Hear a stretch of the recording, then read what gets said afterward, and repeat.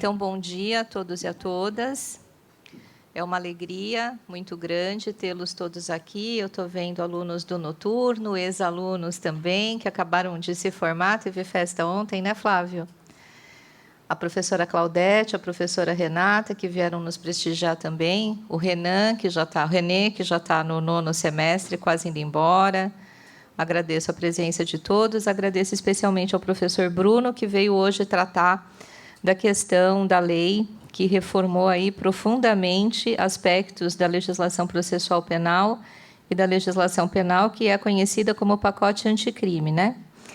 Então, como há aspectos da lei que estão sendo questionados aí sob a vertente da sua constitucionalidade, eu separei também aqui alguns pontos que, após a fala do professor Bruno, durante ela, eu vou aqui indicar algumas questões que me parecem importantes para que a gente possa refletir a respeito também das 3 ações diretas de inconstitucionalidade que já estão no Supremo Tribunal Federal. Professor Bruno, a palavra é sua.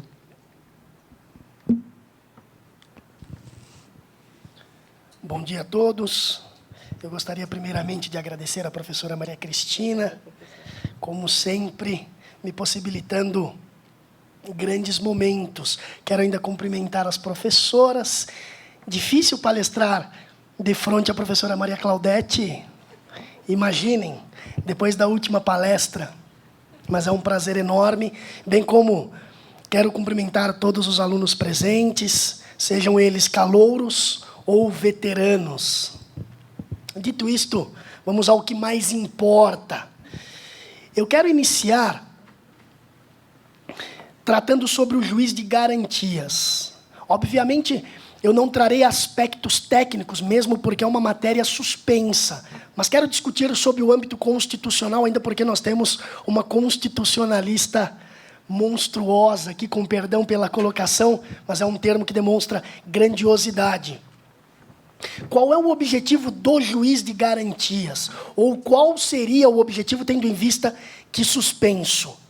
Segundo Luigi Ferrajoli, garantismo são técnicas previstas no ordenamento jurídico para possibilitar a máxima efetividade de todas as normas em plena coerência com os princípios constitucionais. Na minha concepção, após estudar o juiz de garantias, eu entendo como mecanismo para possibilitar efetividade. O que eu quero dizer com isso? A atuação do juiz de garantias se dará na persecução penal em sede de inquérito policial. Ou seja, absolutamente tudo que disser respeito ao inquérito policial será presidido pelo juiz de garantias. Por que é que eu compreendo como sendo efetivo? Porque nós teríamos uma ramificação processual através de uma decisão jurisdicional. Atualmente, quem preside o inquérito é o delegado policial e continuará, obviamente, presidindo. Contudo, quem tem discricionariedade de requerer, mesmo porque o ônus da prova lhe incumbe, é o Ministério Público. Eu, como defensor, se eu requeiro uma diligência, ela não necessariamente será deferida ou indeferida pelo delegado de polícia, que atenderá necessariamente às requisições do Ministério Público. Se nós tivermos, então, um juiz especificamente para presidir, não inquérito policial, tal como faz o delegado, mas de forma jurisdicional, estou certo que, se o meu requerimento for deferido, eu terei atendido aquilo que eu pretendo. Se indeferido, em sede processual, necessariamente eu terei de ter um recurso que me socorra. Então, isso demonstra efetividade. O grande problema que gerou, aliás, a suspensão do juiz de garantias é que o Poder Judiciário terá de se reorganizar. Afinal de contas, nós teremos um juiz especificamente para o inquérito policial. Isso envolve matéria, inclusive, financeira. Motivo pelo qual o ministro Luiz Fux suspendeu o juiz de garantias. Há ainda a discussão se o juiz de garantias ele fere o juiz natural, ainda porque ele não poderá compor o julgamento da demanda que decorrerá daquele respectivo inquérito policial. Eu entendo que não. De qualquer maneira, constitucionalistas defendem que sim, e não a grande maioria. Voltando-me agora à efetividade, eu quero apenas ressaltar, até para não me delongar, porque é uma matéria suspensa, conquanto, na minha concepção, demonstre efetividade. Eu quero apenas descrever aqui, oralmente, obviamente, as lições de Maximiliano. A lei deve ser adotada a todos os processos imediatamente, pois leis processuais têm vigência imediata. Ela não se aplicaria se fosse mais restritiva. Majoritariamente, conquanto seja uma discussão atual, entende-se que o juiz de garantias é benéfico aos investigados. E, em sendo benéfico aos investigados, se aplicaria imediatamente. Portanto, eu finalizo com relação ao juiz de garantias, esclarecendo que o meu posicionamento é de que o juiz de garantias traria efetividade, porque nós conseguiríamos resolucionar inúmeras questões em sede de inquérito, evitando-se outro sim, aliás, ações infundadas. Vejam, na prática, dificilmente nós conseguimos a rejeição de uma denúncia por inépcia.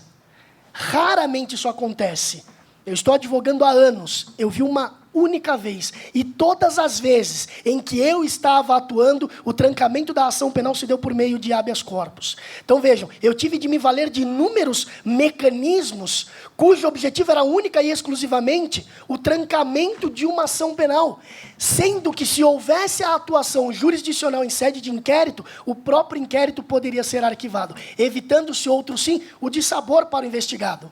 Afinal de contas, infelizmente, o fato de você ser investigado, conquanto nós tenhamos estudado profundamente a presunção de inocência, socialmente ele é visto como um criminoso. Então, entendo pela efetividade do juiz de garantias. Prosseguindo, eu quero descrever agora o acordo de não persecução penal, que é uma das matérias dentro do pacote anticrime que mais me chama a atenção. Está prevista no artigo 28A do Código de Processo Penal e, obviamente, em vigor. Inclusive, eu já fiz um acordo de não persecução penal. O artigo 28A diz o seguinte: não sendo caso de arquivamento e tendo o investigado confessado formal e circunstanciamente a prática de infração penal sem violência ou grave ameaça e com pena mínima inferior a 4 anos, o Ministério Público poderá propor acordo de não persecução penal, desde que necessário e suficiente para a reprovação e prevenção do crime, mediante as seguintes condições ajustadas cumulativa e alternativamente. Não ser o caso de arquivamento, houver a confissão da prática da infração penal, inexistência de violência ou grave ameaça e pena mínima inferior a 4 anos. Vejam, atualmente nós temos o Instituto da Transação Penal. A transação penal se aplica aos crimes de menor potencial ofensivo, sendo técnico. Crime é gênero, dos quais nós temos infrações e crimes. Portanto, quando nós nos referirmos aos crimes de menor potencial ofensivo, nós estamos nos referindo às infrações de menor potencial ofensivo. São infrações de menor potencial ofensivo os crimes cuja pena não ultrapasse 2 anos. Então, hoje, a prática de um crime de menor potencial ofensivo, ela possibilita, vejam, possibilita um acordo judicial. Acordo pelo qual você se submete a determinadas condições e, após o devido cumprimento, a ação penal ela é extinta. Extinta. Isto não constará, por exemplo, dos teus antecedentes. Um acordo de transação penal não significa necessariamente você assumir a responsabilidade do ato. Significa que você não quer encarar o dissabor de uma ação penal. Agora vejam, nós temos o acordo de não persecução penal.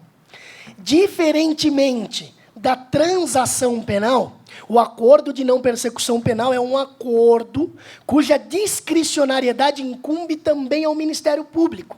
Ou seja, ele proporá determinadas condições, sejam todas as que eu mencionei ou apenas uma delas, E aquele que está sendo investigado terá de se submeter a essas condições para que a ação penal seja extinta. Contudo, o acordo de não persecução penal só se aplica aos crimes cuja pena mínima seja igual ou inferior a 4 anos. O que mais me chama a atenção no acordo de não persecução penal é que o investigado tem de confessar a prática do crime. O que isso significa? Ora, significa que se ele não cumprir as determinações propostas pelo Ministério Público, que ele se submeteu, a ação penal retomará o seu curso, com uma diferença, grande diferença. Ele confessou a prática penal. Vejam, não me parece concebível um acordo desse, de modo que eu estou assumindo a responsabilidade cuja ascensão pode ser que eu não tenha praticado aquela infração penal.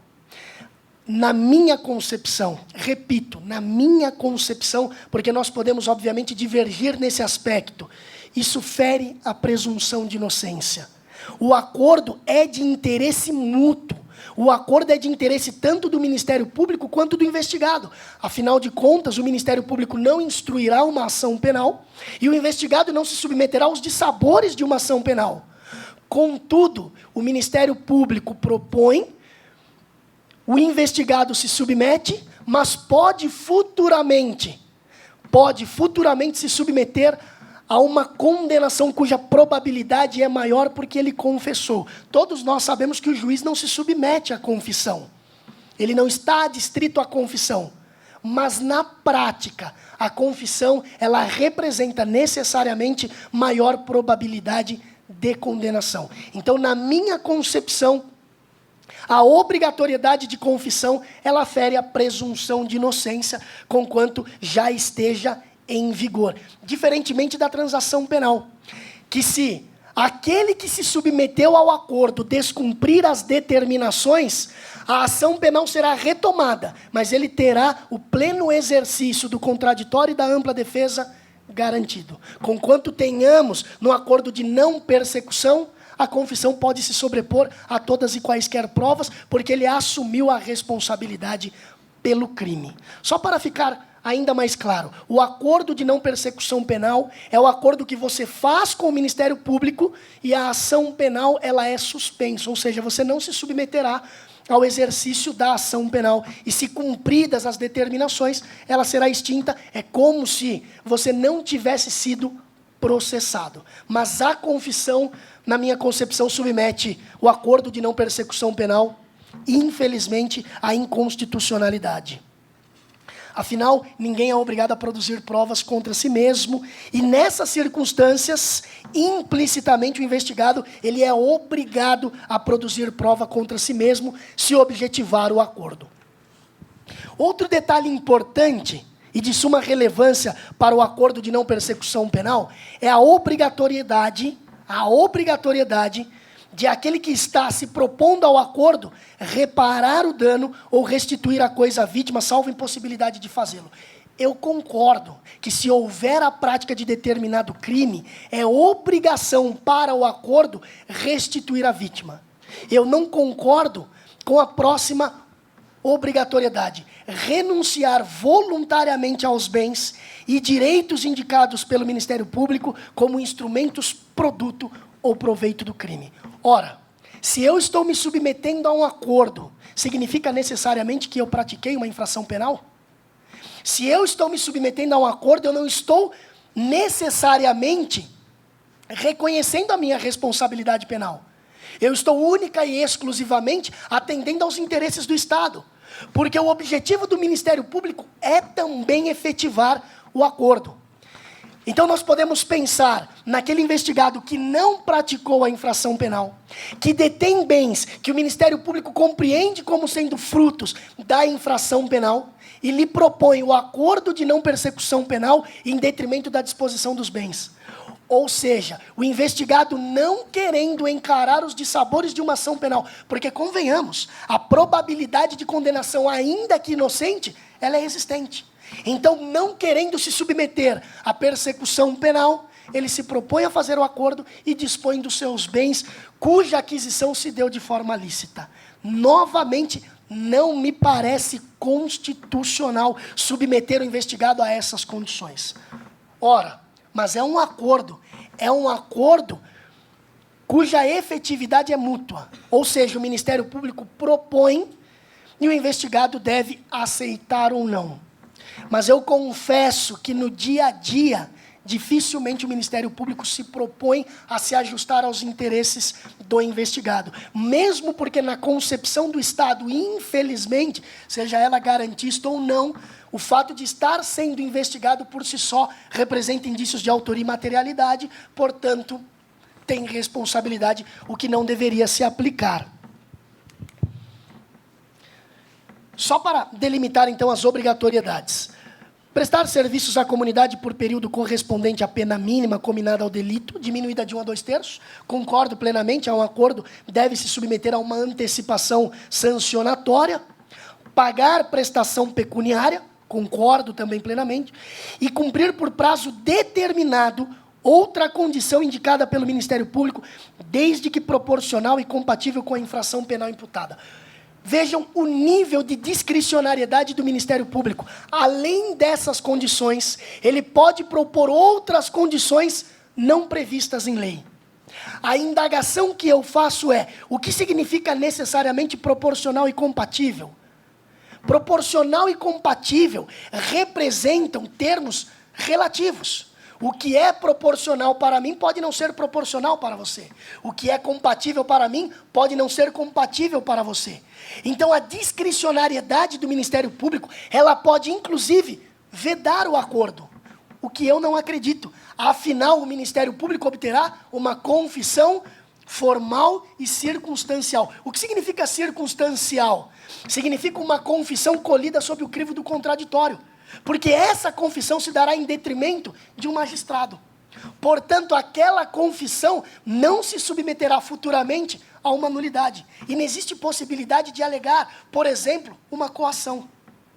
Agora, convenhamos, como seres humanos, ser investigado pela prática de um crime que não praticamos é sobremaneira surreal, se não dissaborosa. Então, muitos, agora por questões de experiência, se submetem a um acordo mesmo não tendo praticado o crime. Então, eu posso assegurar que muitos confessarão crimes que não praticaram, única e exclusivamente para não se submeterem ao dissabor de uma ação penal. Afinal, aqueles que não são criminosos, reiterados, habituais, eles têm uma concepção que ela é, se não geral, majoritária. Eu não pratico crimes. Vejam, uma das condições do acordo de não persecução é você, no período de 5 anos, se proposto pelo Ministério Público, não praticar qualquer infração penal. Aquele que não é habitual tem certeza que não praticará. E que essa investigação, ela é por si só excepcional. Então, ele vai se submeter ao acordo. A grande dificuldade é: e se ele descumprir as determinações? Ora, se ele descumprir as determinações, a responsabilidade é dele. Todos nós estamos sujeitos a praticarmos crimes diariamente. Afinal de contas, nós dirigimos, nós nos relacionamos com pessoas. Nós porque o Dr. Flávio estava comigo, que é ex-aluno, aliás, da Metodista. Fizemos um acordo de não persecução penal. Meu cliente perguntou o seguinte: doutor, eu sou guincheiro, e se eu bater o meu carro amanhã e causar ferimentos, por exemplo, em determinada pessoa e for denunciado pelo crime? Eu não tive resposta, porque evidentemente, seja doloso ou culposo, ele praticou um crime. E uma das propostas do Ministério Público é ele não ter uma denúncia recebida. Pergunto, ele descumpriu voluntariamente as determinações propostas pelo promotor? Se isso efetivamente ocorrer, eu não acredito. Eu não acredito. Se isso ocorrer, será retomada a ação penal e provavelmente ele será condenado, porque ele confessou circunstancialmente a prática do crime, que para mim ele assegurou que não praticou. Perfeito? Então, na minha concepção, são pontos que relativizam muito o acordo de não persecução, muito embora eu compreendo também que o acordo de não persecução é para desafogar o poder judiciário em crimes de menor relevância. Afinal de contas, nós não teremos violência ou grave ameaça. Então, só para pontuar e finalizar esse aspecto, representa o acordo de não persecução penal um divisor de águas, pois a vulgarização dos acordos pode custar a própria credibilidade do acordo em si. E aí eu vou ser direto para finalizarmos esse ponto. O promotor, ele pode propor todas aquelas condições que eu mencionei. Se o investigado for condenado, aquelas condições serão equivalentes na pena. Veja, se o crime tem pena mínima de 4 anos, não há violência e grave ameaça, é réu primário, eu pergunto, ele será submetido a uma pena privativa de liberdade? Não. Nós teremos uma substituição da pena, ou seja, aquelas proposições, elas serão a própria pena. Então vejam, a credibilidade do acordo de não persecução penal é relativa. Afinal de contas, é melhor encarar o processo e tentar demonstrar a minha inocência, cuja pena será a mesma ao final, do que me submeter a um acordo que será mais viável para o Estado. Eu estou, obviamente, pensando aqui naquele que não praticou o crime, porque aquele que praticou, o melhor dos mundos é confessar e submeter ao acordo. E, finalmente, para encerrar, eu quero também trabalhar a prisão do júri, mas de forma muito sucinta, nós discutimos aqui no último encontro.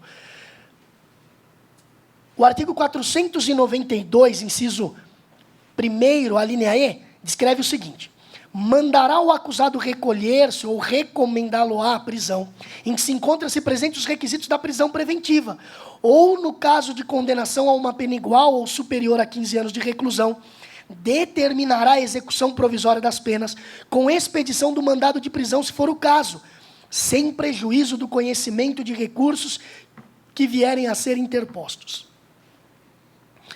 Vejam, esse texto demonstra uma falha no seu início. Mandará o acusado recolher-se ou recomendá-lo à prisão em que se encontra, se presentes os requisitos da prisão preventiva. Ora, se presentes os requisitos da prisão preventiva, o investigado pode ser preso em sede de inquérito policial. Então, não há necessidade de descrever um instituto já existente em outro dispositivo, apenas porque a lei por si só é nova. Então, já demonstra a falha. Agora, a minha preocupação vem com relação à subsequência. Ou, no caso de uma condenação a uma pena igual ou superior a 15 anos de reclusão, determinará a execução provisória das penas. Interessante, porque o próprio STF reconheceu a impossibilidade do início do cumprimento de pena após decisão de segunda instância nos procedimentos ordinários. Ora, se o próprio STF reconheceu a impossibilidade do cumprimento de pena após decisão de segunda instância nos crimes ordinários, por que o STF permitirá, então, o início do cumprimento de pena após decisão de primeira instância do tribunal do júri? Aí você pode me dizer, ora, porque o veredito ele é soberano, porque os jurados têm soberania, mas não deixa de ser a primeira instância. A minha indagação é, se cabe recurso da decisão do plenário, por qual razão o STF permitiu, então, o início do cumprimento da pena provisória após decisão de primeira instância, se nos crimes ordinários a concepção, o entendimento foi outro? Eu concordo plenamente e vou expor aqui o meu posicionamento. Eu concordo. Deve-se iniciar o cumprimento da execução de pena provisória após decisão de segunda instância. Porque ali nós discutiremos única e exclusivamente matéria de direito e não instrução probatória. E olha que eu advogo no crime, se assim eu posso dizer. Eu sou penalista, eu concordo. Mas eu sou também processualista. Se o STF entendeu pela impossibilidade do cumprimento, ainda que provisório, de pena após decisão de segunda instância, ele não pode permitir, então, o cumprimento da pena após decisão de primeira instância nos crimes do tribunal do júri. Vou além. Por que 15 anos?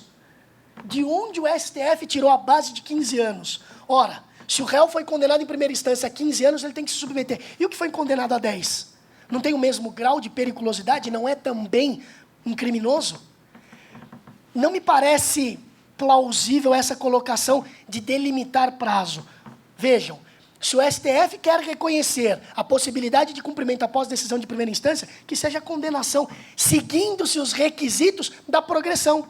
Afinal de contas, todos nós sabemos qual é o período, ou melhor, a pena mínima que possibilita a prisão. 8 anos. Aí nós temos um fundamento. Agora, 15. Eu vou ser esdrúxulo aqui. De onde o STF tirou 15 anos? O STF não, desculpa. O legislador. Vai saber. Não tem plausibilidade, não tem materialidade. Aliás, vai contra o norte do processo penal, porque o processo penal determina a pena mínima de 8 anos. O STF está determinando de 15. Vejam, o réu de 8 é tão réu quanto o réu de 15. Eu concordo com o início do cumprimento. Eu só não concordo porque já há uma decisão contraditória, já há uma decisão que veda essa impossibilidade. Já há uma tendência também da imposição de penas mais graves. Né? Exato, exato. Na minha concepção, aliás, eu peço perdão porque eu repito muito minha concepção, é por manter o respeito porque eu sei que nós divergimos. E eu, obviamente, não sou aqui o dono da verdade, jamais serei. O que não é o meu objetivo, se não discutirmos matéria de direito. Então, para nós finalizarmos, na minha concepção, acertada seria a decisão que permitisse o cumprimento após decisão de segunda instância. E seria também acertada aquela que determinasse o início do cumprimento de pena após decisão de primeira instância dos crimes dolosos contra a vida. Essa é a minha concepção, mas eu sou processualista. Se determinou pela impossibilidade após decisão de segunda instância, que também prevaleça a impossibilidade daquela decorrente dos crimes submetidos ao tribunal do júri. Porque, vejam, o que determinou, ao menos foi a minha compreensão, a impossibilidade do cumprimento é para não relativizar a Constituição. Cláusula pétrea é cláusula pétrea. Então, que prevaleça também agora no que diz respeito aos crimes dolosos contra a vida submetidos ao tribunal do júri. E, para finalizar, eu achei genial a colocação do ministro Celso de Mello. Ele diz o seguinte: tenho para mim que não cabe invocar a soberania do veredito do Conselho de Sentença para justificar a possibilidade de execução antecipada ou provisória da condenação penal recorrível emanada do tribunal do júri. Eis que o sentido da cláusula constitucional inerente ao pronunciamento soberano dos jurados, Constituição Federal, artigo 5º, não o transforma em manifestação decisória intangível, mesmo porque é admissível, em tal hipótese, a interposição do recurso de apelação como resultado claro da regra inscrita no artigo 593, inciso 3º, alínea D, do Código de Processo Penal. Noutras palavras, se é cabível recurso para discutir a decisão do plenário, onde está, então, a presunção de inocência? Na minha concepção, deve ser respeitada. Perfeito? Agradeço a todos. Espero ter compartilhado desse pacote anticrime que ainda não é absoluto. Nós temos N discussões ainda. Muito obrigado.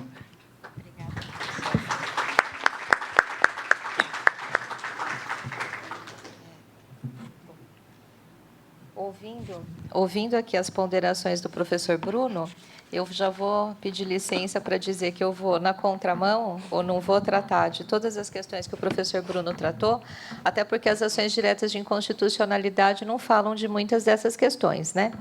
Então, para entender como é que está acontecendo essa discussão lá no Supremo Tribunal Federal, vou fazer aqui uma síntese da grande discussão que se colocou lá, porque já existem 4 ações diretas de inconstitucionalidade que foram ajuizadas em face do pacote anticrime da Lei 13.964. Bom, a DIN 6298 foi ajuizada pela Associação dos Magistrados Brasileiros, pela AMB, e pela Associação dos Juízes Federais do Brasil, em relação à questão da figura do juiz de garantias e também com relação à vacatio legis da lei. A ação direta 6299 foi ajuizada por 2 partidos políticos, pelo Podemos e pelo Cidadania, e impugna também os 2 mesmos dispositivos.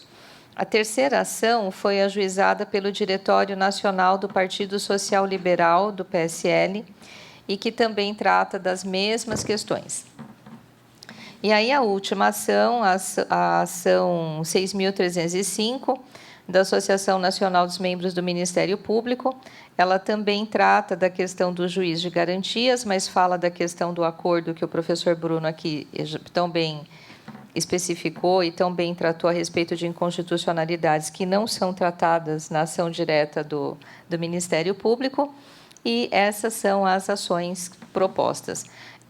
Essas ações, elas falam, dentro daquilo que se trata de controle de constitucionalidade, elas estão, para ser redundante, formalmente corretas, né? Porque elas tratam de inconstitucionalidades de natureza formal e de inconstitucionalidades de natureza material. Tratam, a meu juízo, a gente conversava um pouco antes de virmos para cá a respeito disso, trata de questões de inconstitucionalidade formal, especialmente com relação ao vício de iniciativa.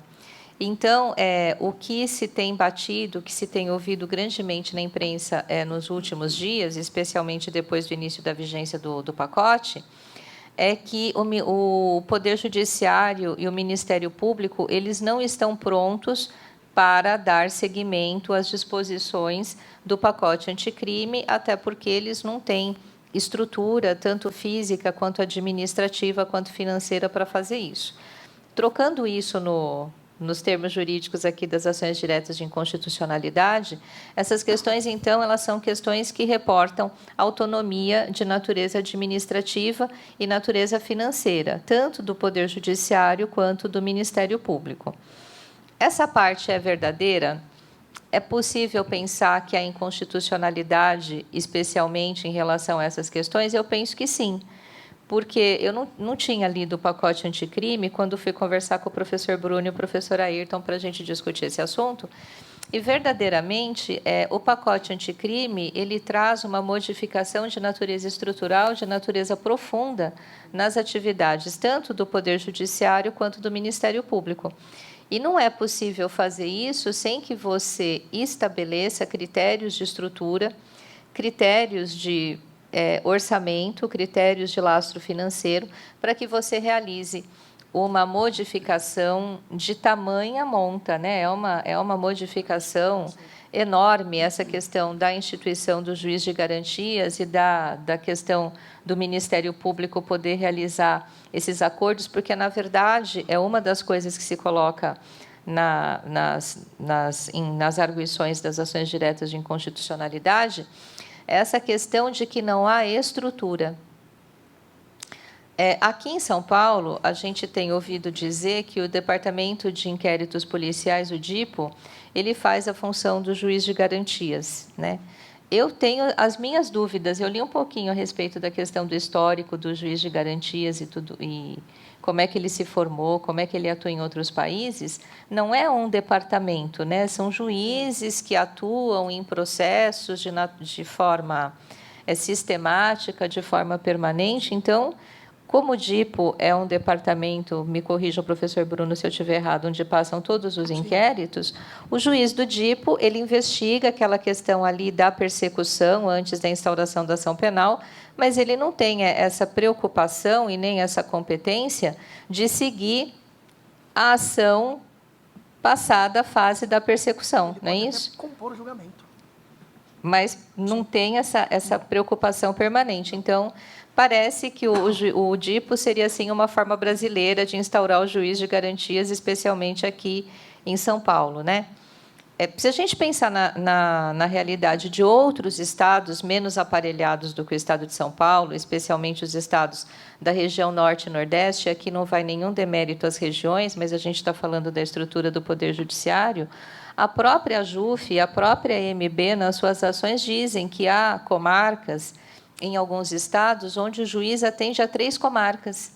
Então, quem é que vai ser o juiz de garantias desse juiz? Por mais que seja importante, por mais necessária que seja a figura do juiz de garantias, num sentido de haver mesmo um garantismo processual, da gente poder pensar nessa questão de que é preciso que se proteja também a figura daquele que está sendo processado, uma coisa é a gente prever e outra coisa é a gente realizar a questão de eficácia jurídica e de eficácia social da lei, né? Não há como, nesse momento, especificamente, se dar eficácia social às disposições, especialmente relativas ao juiz de garantias, e, no meu modo de ver, também nessa questão da nova competência que foi atribuída ao Ministério Público no sentido da persecução penal. Mas eu gostaria aqui de colocar não só essa questão da LOMAN, não só essa questão do orçamento, que parece que são óbvios, mas refletir um pouquinho a respeito daquilo que o professor Bruno colocou da presunção de inocência e, principalmente, dos princípios da proporcionalidade e da razoabilidade que tem um processualista que já esteve aqui na universidade, o professor Vili Santiago Guerra Filho, e que trata dessas questões de uma forma extremamente profunda e interessante, né? Essa questão da presunção de inocência é um problemão, né? Porque se a pessoa diz que ela cometeu o crime, a impressão que me dá, né? Eu não sou processualista penal, né? A minha área é o direito constitucional. A impressão que eu tenho é que esses acordos eles estão destinados àquelas pessoas que praticaram crimes de pequeno potencial lesivo, onde não é possível haver muita discussão de que cometeu o crime, né? Cometeu, acabou. Porque se a gente pensar naquela pessoa que efetivamente não cometeu o crime, essa pessoa não pode se submeter ao acordo, sob pena dela estar profundamente desrespeitada dentro do seu direito de se defender. Então, essa questão da presunção de inocência e essa questão de calibrar esse acordo de persecução, me parece que ainda precisa ser aí tema de muitas interpretações e tem que haver aí uma verificação muito cuidadosa daquilo que vai ser feito, né? Porque essa é uma questão bastante importante. Com relação aos princípios que o professor Bruno colocou aqui, da proporcionalidade e da razoabilidade, que são conceitos abertos, eu reforço aqui o que o professor Bruno colocou, né? Proporcional para quem? Razoável para quem, né? E aí eu acho que a gente entra em questões que não estão colocadas nas ações diretas de inconstitucionalidade, mas que deveriam estar, né? Uma coisa que me chamou a atenção é que nenhuma instituição, nenhum órgão nacional de defesa de direitos humanos, nenhuma instituição de âmbito nacional que possa discutir essa questão propôs ação direta de inconstitucionalidade para discutir essas questões que são extremamente importantes, né? A questão da presunção de inocência, a questão da proporcionalidade e da razoabilidade, e principalmente a questão de que não é possível implementar com essa vacácio pequenininha essa lei, não apenas porque os poderes constituídos não tenham estrutura, mas também porque, se a implantação da lei acontecer sem a estrutura razoável, sem a estrutura necessária, isso vai gerar, sim, prejuízos enormes à realização dos direitos daqueles que estão submetidos ou que podem praticar crimes, que, como o professor Bruno lembrou aqui, somos todos nós, né? Qualquer um de nós aqui pode cometer um crime, pode aí estar submetido a essa situação. Então, penso que essa é uma questão importante, me chama a atenção que ela ainda não tenha sido discutida pelo âmbito da proteção dos direitos, né? E necessariamente, especialmente em razão dessa vacatio legis, que é uma vacatio legis feita mesmo para a lei não ser implementada, né? Porque é uma vacatio legis de 30 dias para uma lei que estabelece toda uma modificação da estrutura do processo penal, é uma questão que chama atenção. Uma outra questão que me parece também é bastante importante, e também não está nas ações diretas de inconstitucionalidade, é a gente sempre pensar no porquê que a lei é feita. Por que a lei é elaborada, né? E o nome da lei me chama bastante atenção, pacote anticrime, né? E aí, se o pacote é anticrime, ter a figura do juiz de garantias no meio de um pacote anticrime é uma questão curiosa, né?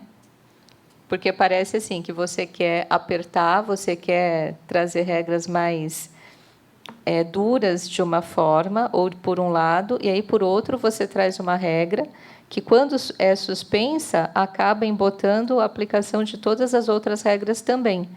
Então, me parece que aqui a questão da dicção legislativa, a questão da redação da norma também merece muitos reparos, porque, efetivamente, você tem que ter a proteção, aí a meu juízo, né, quando a gente pensa lá na Lei Complementar 95, que trata da questão da redação da dicção legislativa, você tratar de vários assuntos dentro de uma mesma norma, primeiro, que não é possível, e segundo, que provoca essa discussão toda, porque a gente está tratando de proteção, né, Bruno? Eu acho, se eu estiver enganada, por favor, me corrija, mas quando a gente trata da figura do juiz de garantias, isso não é um pacote processual para apertar ou para tornar mais rigorosa a punição. Pelo contrário, né?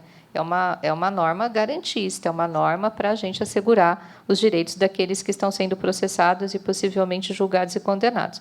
Aí, por outro lado, quando a gente traz outras normas, essa questão da prisão, na decisão de primeira instância do Tribunal do Júri. Outra questão que você também comentou comigo, que é a questão da nova conta que se faz da pena para progressão de regime, que é uma conta quase impossível de fazer agora, porque não está mais em 1/6, 1/3, tem 30%, aí você tem que converter tudo em dia de prisão e depois fazer a conta. Para quem não é boa de matemática como eu, nossa, a probabilidade de eu errar a data do benefício do coitado do condenado, ainda bem que eu não trabalho mais com isso, né? Estudar fração, esqueçam tudo. Esqueçam tudo, vai ter que ter curso novo. O professor Bruno vai fazer um curso extra aqui de sábado para a gente poder. Passado, então.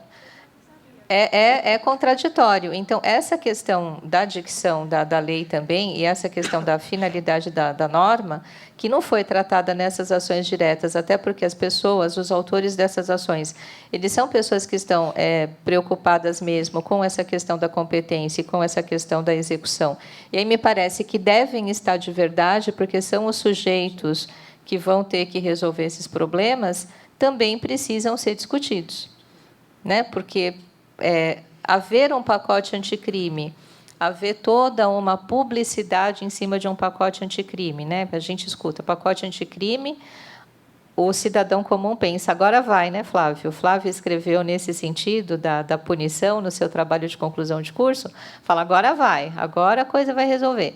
E não é assim, porque é um pacote anticrime que está suspenso, o ministro Dias Toffoli suspendeu por 180 dias, o ministro Luiz Fux suspendeu sine die, não vai aplicar, né? Porque até que esse mérito dessas não é uma ação direta de inconstitucionalidade, são 4 ações. Então, é muita coisa para discutir.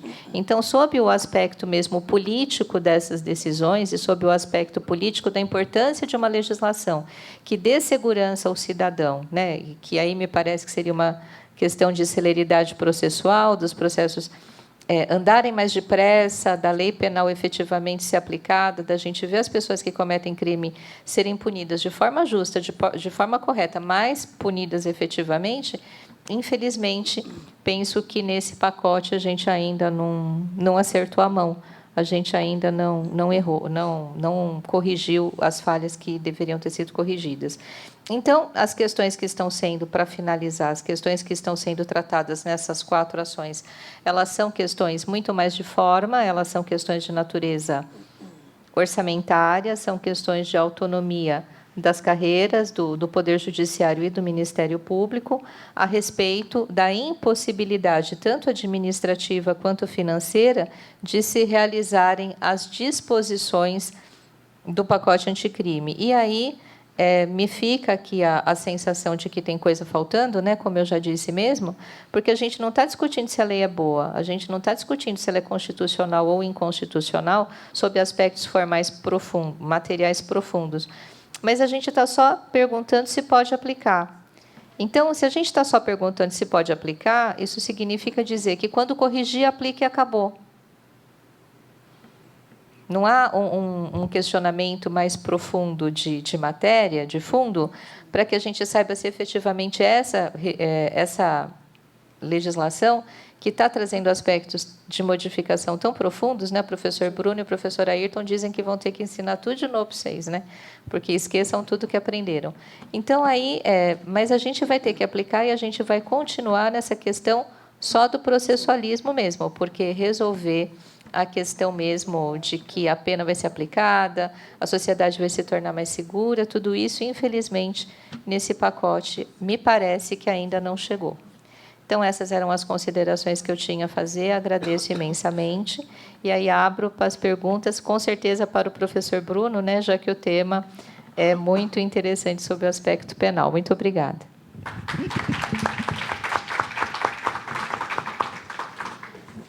Eu vou só na pergunta agora. O juiz de garantia, se caso ocorrer, coisa que eu não creio que vá se materializar, ele não está saindo um pouco da ossada dele? Ele não está auditando o inquérito policial? O objetivo principal do juiz de garantias é dar maior efetividade para a investigação. Okay. Penso eu que isso é matéria de segurança pública. Deveria se atribuir muito mais ao delegado de polícia, que hoje já não tem mais atribuições, conquanto tenha formalmente, na prática, isso não ocorre. Portanto, eu acredito na efetividade, mas, em contrapartida, eu investiria muito mais em matéria de segurança pública do que jurisdicional. Há uma questão interessante nessa sua pergunta, Flávio. O juiz de garantias ele não pode compor o julgamento. É o que ocorre hoje. O juiz que instrui o inquérito policial, o juiz que instrui o inquérito policial de maneira jurisdicional, ele pode compor o julgamento.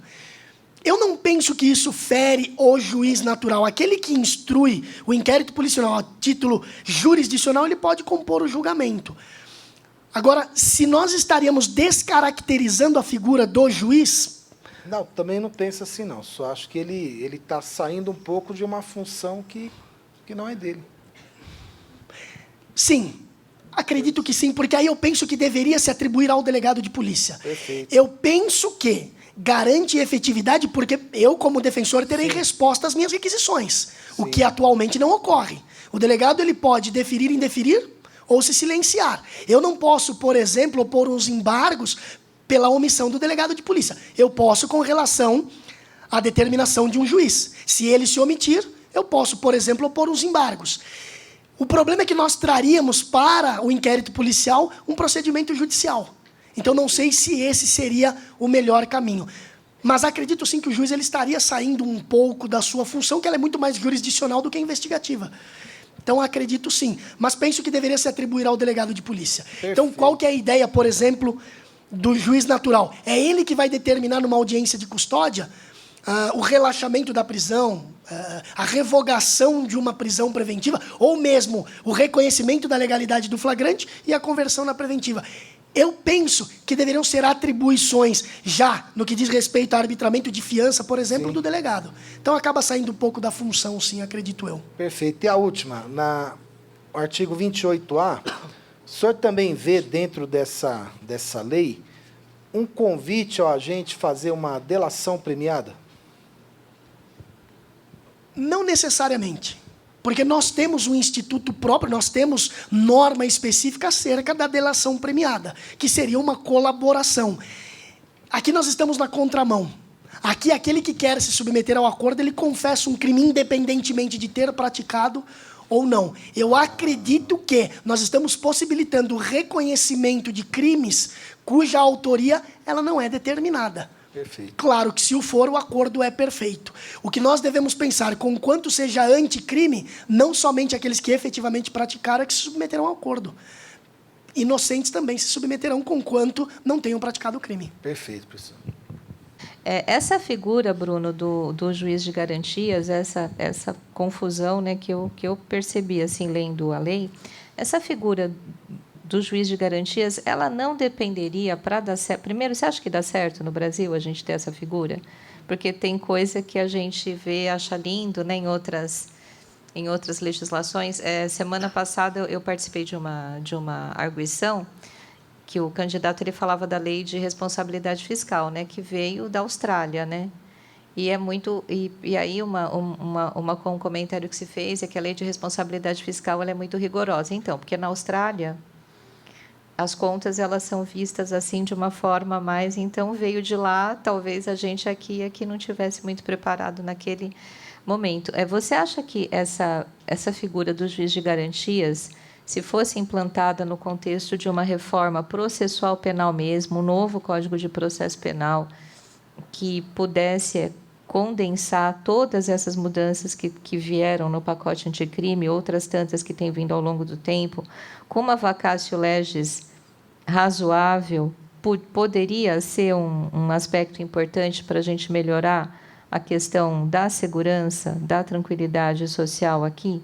Daria certo no médio prazo? Porque eu fico pensando que isso também é uma questão de você preparar os juízes, os advogados, os promotores, todo mundo, para uma cultura nova, que é essa cultura do juiz de garantias, né? Você acha que isso, num outro contexto, poderia dar certo?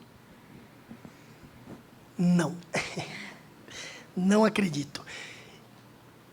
Na minha compreensão, o juiz de garantia é muito mais processualista do que garantista, literalmente falando. É garantista no sentido de princípios constitucionais, mas, na prática, eu penso que deve-se haver um investimento maior na segurança pública. E aí, obviamente, em junção com o jurisdicionado, nós termos aí a garantia de que nós teremos segurança, por exemplo. Eu não acredito que o juiz de garantia ele trará segurança. Vejam, segurança jurídica é diferente de segurança pública. Segurança jurídica é para quem discute normas, princípios. Segurança social é aquilo que nós dependemos diariamente. O pacote anticrime é anticrime. Mas vejam que o pacote anticrime ele trabalha única e exclusivamente a punição. Então não é um pacote anticrime. Na minha compreensão, pacote anticrime é evitar a prática do crime.